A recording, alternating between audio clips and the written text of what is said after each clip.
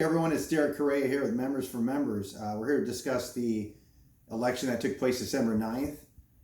We lost by 46 votes, and we did a post-election protest. There were 13 violations. So I'm just going to run you through a couple of them so you guys have an idea of what actually transpired that day and what takes place, or what is taking place moving forward. One of the violations was the assigned mailing house, the California Elections Company, that we all paid $15,000 for, did not properly notify our slate of the type of campaign mailing material they could prepare and mail for our slate. This caused a 4-day delay in our mailer being sent out from the day the ballots were sent out. Thus, our mailing reached members' homes after the majority of voters had already marked their ballots. Local 542 Executive Board failed to provide our slate with the up-to-date work list during the nomination meeting. We received the address to the UPS satellite facility 13 days after the nomination meeting. It was on the same day that officers of the current executive board were actually campaigning at that same facility.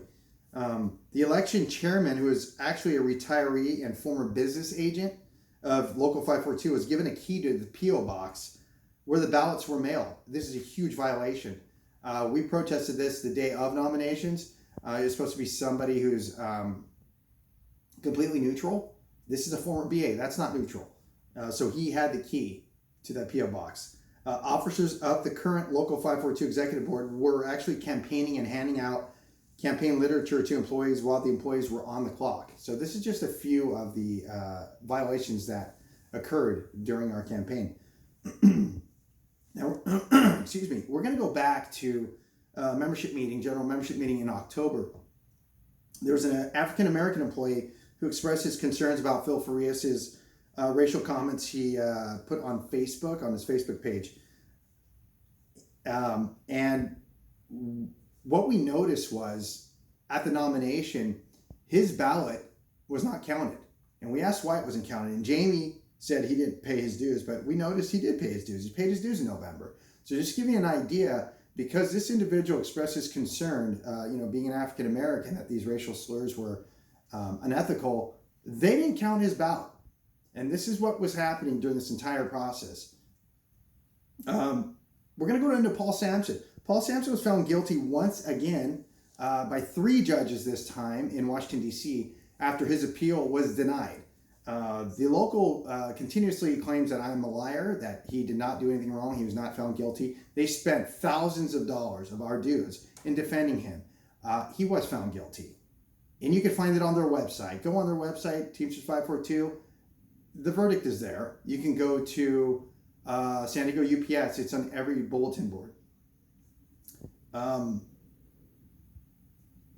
You could go to the Union Hall. It's actually posted in Union Hall. So just to give you an idea, the local was claiming that we didn't have any diversity in our slate, yet nobody knew what our slate was till actual nomination night. But just to give you an idea what they actually did to make sure we didn't have Hispanics on our slate. We had 2 Hispanics that sent an eligibility letter to Jamie asking if they were eligible to run for office.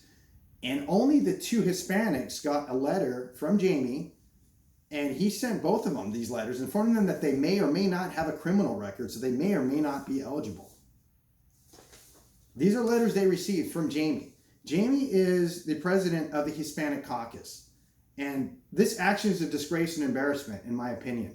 For him to do that to the 2 Hispanic candidates, he should be removed immediately, in my opinion, from being the president of the Hispanic Caucus. This was a disgrace. Our local is claiming that Ron Herrera, Secretary Treasurer in LA, that he had the key to the ballots, the only key, and not a former business agent. This is a complete lie. Ron Herrera had nothing to do with this. He just ran the nomination meeting. Our local is claiming that there may be a recount and not a re-election. Again, this is a lie. There is no recount. It would be a re-election. Joint Council is now reviewing all this. They have up to 90 days to figure this out, which they may or may not agree with our protests. We're going to find out. But just so everyone understands, this is a process that's taking place. Our local is claiming that they mailed a ballot to every member. Yet many of the members did not receive theirs even after calling the Union Hall repeatedly. Our local claimed that Again, Paul Sampson never violated members' rights, yet, like I said, he checked the website and it's right there for you. He violated federal law.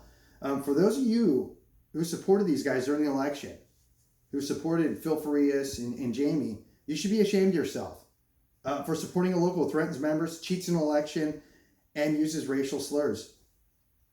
Members for members have answered everyone's questions and concerns, but no one who opposes us have even asked our local questions like, why did business agent Nicole Marino get a $44,000 raise to remain a secretary? I mean, these were all issues, important issues, but no one's actually asked these questions. So in closing, you, Local 542, you can keep telling lies about us, and we'll just keep telling the truth about you. We're not going away. This is just getting started. Thanks for your time, guys.